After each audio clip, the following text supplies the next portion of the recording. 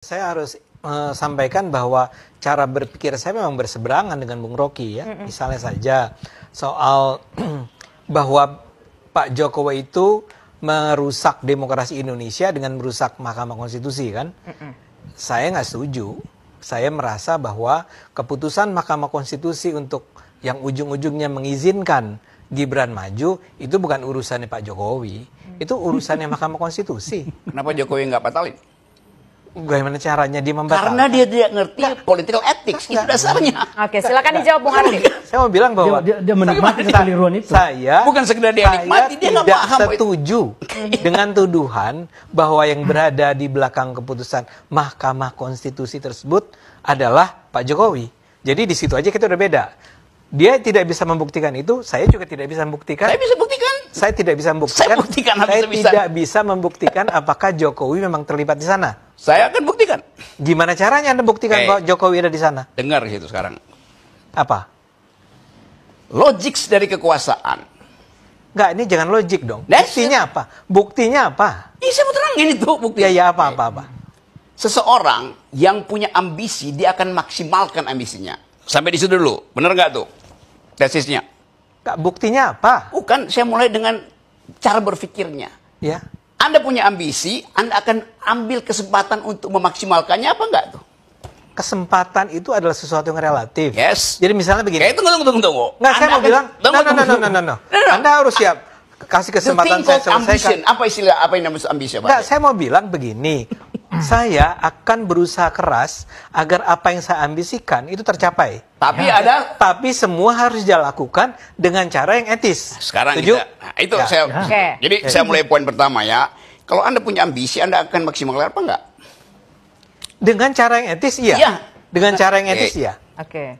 Kapan cara yang etis itu dipakai oleh seorang yang ambisinya tak tertahankan lagi? Oke teman-teman, jumpa lagi di channel Parameter 99. Nah, kali ini kita akan melihat perdebatan panas yang sangat menarik antara Ade Armando, Rocky Gerung, dan Ketua Projo. Nah, dari cuplikan video bisa kita lihat bahwa si Profesor Akal Sehat ini, yaitu Bung Rocky Gerung, itu hanya bisa bernarasi ya. Sehingga Ade Armando kan selalu mengatakan bahwa coba buktikan di mana pelanggaran daripada Pak Jokowi. Tapi kan dia tidak bisa membuktikan. Artinya dia hanya bisa bernarasi semata. Nah, untuk lebih jelasnya, tanpa berlama-lama, mari kita lihat dan simak sama-sama videonya. Yang terlihat pasif di depan tetapi sebetulnya aktif di belakang, begitu. Dituding seperti itu. Silakan, Bang Freddy. Ya. Jadi pertama kita harus melihat bahwa seorang ketua umum, seorang sekjen partai menjadi tersangka itu bukan hal yang aneh, itu hal biasa ya. Jadi kemudian teriakan-teriakan yang dilakukan oleh tersangka, politisasi hukum, ya, kriminalisasi itu juga bukan hal yang biasa. Udah banyak contoh-contoh yang melakukan itu, ya. Bisa jadi cari kambing hitam, atau buying time, atau untuk kepentingan kasusnya tersendiri, misalnya supaya penyidik melihat itu dari angle lain, itu bisa sah-sah saja.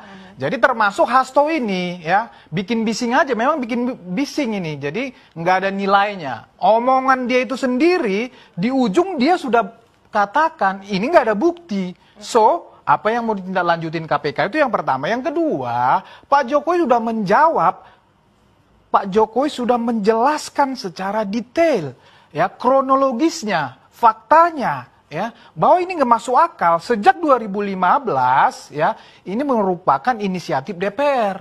4 tahun ke belakang sampai 2019, ya, Pak Jokowi menolak itu, revisi itu. Kemudian bergulir terus sampai 2019, seluruh fraksi di DPR, meminta kepada Pak Jokowi, menekan Pak Jokowi secara politik. Pak Jokowi ini kan seorang presiden, ya, yang harus, ya, membaca semua situasi politik. Karena banyak program-program yang harus dilaksanakan beliau, program-program kerakyatan yang bisa terganggu kalau DPR terganggu. Beliau harus melihat itu semua. Begitu, sehingga beliau mengeluarkan surpres. Nah, jadi kemudian ya silakan saja publik menilai omongan siapa yang bisa dipegang dalam hal ini. Hasto sendiri udah membantah omongannya, tidak ada bukti. Gitu loh. Yudi tadi udah menjelaskan secara gamblang proses di KPK itu, proses di penyidikan itu gampang kok, ya. Nggak bisa cuma dasar omon-omon, nggak bisa omon-omon. Kita omon-omon, kasih bukti baru diverifikasi. Begitulah sistem penegakan hukum. Oke. Ya, jadi saya bilang memang Hasto ini hanya cuma bikin bising-bising aja. Oke, baik. Gitu. Sekarang saya mau ke... Ini Pak Jokowi kayaknya milih tidak tinggal diam. Selama ini dia biasanya kan hanya diam-diam saja, bahkan ketika kena fitnah yang udah nggak masuk akal. Tapi sekarang mungkin karena dia bukan lagi presiden, dia memilih menjawab. Dengan nada tajam, tanpa tedeng aling-aling. Dia menjawab tuduhan Hasto Kristianto yang sekarang sedang berada di tahanan KPK. Tim Sekjen PDIP ini kan meluncurkan sebuah video berisi testimoni Hasto yang entah kapan dibuat di akun YouTube-nya. Dalam beberapa menit, Hasto bicara tentang revisi Undang-Undang KPK yang selama ini memang sering dibicarakan orang. Muatan revisi KPK yang keluar tahun 2019 itu dianggap melemahkan posisi KPK. Misalnya saja, dalam revisi itu dikatakan bahwa KPK berada dalam jajaran eksekutif pemerintahan. Jadi, Ketua KPK adalah bawahan Presiden. Posisi KPK jadi tidak lagi independen karena bisa diintervensi Presiden. Dalam video singkat ini, Hasto membantah bahwa dalang dari revisi tersebut adalah PDIP ataupun Megawati. Yang mendalangi revisi, kata Hasto, adalah Jokowi. Saya sendiri nggak tahu siapa yang nuduh PDIP berada di belakang revisi. Tapi nampaknya bagi Hasto yang terpenting bukanlah soal PDIP-nya, tapi soal Jokowi. Dia itu hanya ingin mengatakan Jokowi adalah penjahat. Seperti dipaparkan Kompas.com dalam videonya, Hasto menuduh bahwa segala hal positif selalu diklaim oleh Jokowi, sedangkan hal buruk ditimpakan kepada PDIP. Ketika ada hal-hal yang positif, selalu diambil oleh Presiden Jokowi tanpa menyisakan benefit bagi kepentingan PDI Perjuangan, ujar Hasto. Hasto juga menegaskan bahwa PDIP berkomitmen dalam pemberantasan korupsi sehingga tuduhan bahwa partainya menginisiasi revisi Undang-Undang KPK adalah sesuatu yang tidak berdasar. Karena itulah tuduhan bahwa revisi Undang-Undang KPK diarsiteki oleh PDI Perjuangan itu sangat salah katanya. Dia juga mengklaim bahwa revisi Undang-Undang KPK dilakukan Jokowi untuk melindungi Gibran dan Bobi dalam pencalonan mereka sebagai wali kota. Hasto mengaku pernah bertanya langsung kepada Jokowi di Istana Merdeka mengenai pencalonan anak dan menantunya serta risiko politik yang mungkin muncul. Bahkan kata Hasto, seorang menteri di kabinet Jokowi pernah mengungkapkan bahwa diperlukan dana sebesar $3 juta Amerika untuk meloloskan revisi Undang-Undang KPK.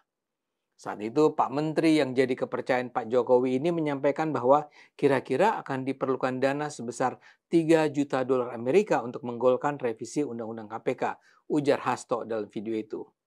Dan mengapa kemudian berjalan mulus? Ya karena Presiden memang punya kepentingan untuk melindungi Mas Gibran dan Mas Bobi, katanya lagi. Itulah cerita Hasto. Buat saya seluruh cerita itu nggak masuk akal. Dan sekarang respons Jokowi sebagaimana juga dikutip Kompas.com menunjukkan betapa kacaunya kisah Hasto. Jokowi mengutarakan bantahannya secara langsung. Dia minta Hasto dan kita semua menggunakan logika. Dia minta masyarakat menelusuri kembali kronologi pembentukan Undang-Undang KPK secara runut, sebagaimana yang dulu banyak diberitakan. Menurut Jokowi, sejak lama DPR memang berharap menggolkan revisi Undang-Undang KPK masuk dalam program legislasi DPR. Inisiatif untuk merubah undang-undang tersebut sudah dilakukan sejak 2015, sejak Jokowi menjalani tahun pertamanya sebagai presiden. Namun pada tahun itu sudah langsung ada ketidaksepakatan antara DPR dan pemerintah sehingga tidak jadi dibahas. Tapi DPR nampaknya tidak putus asa. Di setiap tahun berikutnya, DPR terus berusaha membahas revisi Undang-Undang KPK. Sekedar catatan, lahirnya sebuah undang-undang memang butuh kesepakatan antara DPR dan Presiden. Inisiatif rancangannya itu bisa dilakukan baik oleh DPR maupun Presiden dan pemerintah. Namun pada akhirnya rancangan itu harus disetujui bersama. Jadi DPR setiap tahun ketika itu mengajukan upaya revisi Undang-Undang KPK. Pada 2016, 2017, 2018, DPR terus berusaha agar RUU itu dibahas. Tapi tetap gagal karena penolakan pemerintah. Kemudian pada 2019, DPR kembali membahas revisi Undang-Undang KPK melalui prolegnas. Semua fraksi di DPR menyetujui pembahasan tersebut. Karena memang semua fraksi yang ada di DPR setuju, RUU itu sampai akhirnya dibahas dan digodok di rapat paripurna. Namun Jokowi menegaskan itu semua adalah inisiatif DPR. Setelah DPR menyepakati revisi, lahirlah surat Presiden surprise mengenai perubahan Undang-Undang KPK. Jokowi mengaku harus mempertimbangkan efek politik dari revisi Undang-Undang KPK karena semua fraksi di DPR sudah setuju. Kalau Presiden masih tetap menolak, Jokowi khawatir semua fraksi akan memusuhinya. Bagaimanapun setelah itu, Jokowi tetap tidak menandatangani RUU KPK yang diusulkan DPR. Sebuah RUU yang sudah disepakati DPR dan pemerintah memang bisa saja tidak ditandatangani Presiden. Sebelum revisi Undang-Undang KPK, hal serupa sudah pernah terjadi. Contohnya Undang-Undang Penyiaran tahun 2002 tidak ditandatangani Presiden Megawati. Tapi dalam 30 hari sejak DPR mengajukan naskah RUU tersebut harus disahkan sebagai undang-undang dengan atau tanpa tanda tangan Presiden. Inilah yang juga terjadi dengan revisi Undang-Undang KPK. Revisi Undang-Undang tersebut disahkan meski tidak ditandatangani Jokowi. Karena itu, Jokowi membantah testimoni Hasto. Menurut Jokowi, Hasto hanya mengarang cerita. Semua orang bisa membuatnya, ujar Jokowi. Dia juga membantah bahwa revisi Undang-Undang KPK berkaitan dengan pencalonan Gibran Rakabuming Raka dan Bobi Nasution pada pemilihan kepala daerah tahun 2019. Hubungannya itu apa? Coba pakai logika dong kita. Pakai logika, kata Jokowi dengan nada kesal. Terus terang saya senang dengan sikap Jokowi kali ini. Dia selama ini sudah terlalu banyak jadi sasaran fitnah. Dia selama ini kalem saja menghadapi itu semua dan mungkin karena itu para pembencinya semakin senang membuat cerita-cerita bohong mengenainya. Fakta sejarah yang ditampilkan Jokowi kali ini secara jelas menunjukkan tidak mungkin Jokowi berada di belakang revisi Undang-Undang KPK. Entah dengan alasan apa, partai-partai politiklah yang justru terus mengupayakannya. Saya duga PDIP juga berada dalam barisan penyokong revisi. Jadi sangat menggelikan kalau sekarang Hasto membuat sebuah cerita imajinatif bahwa Jokowi adalah dalangnya. Dengan melakukan itu, Hasto kembali terbukti adalah, maaf ya, pembohong besar. Saya berharap para politisi di Indonesia berhenti terus melakukan praktek-praktek semacam ini. Seperti saya katakan, sudah terlalu banyak Jokowi difitnah. Dia misalnya difitnah sebagai tokoh yang berupaya mengubah konstitusi agar masa jabatan presiden tidak dibatasi 2 kali.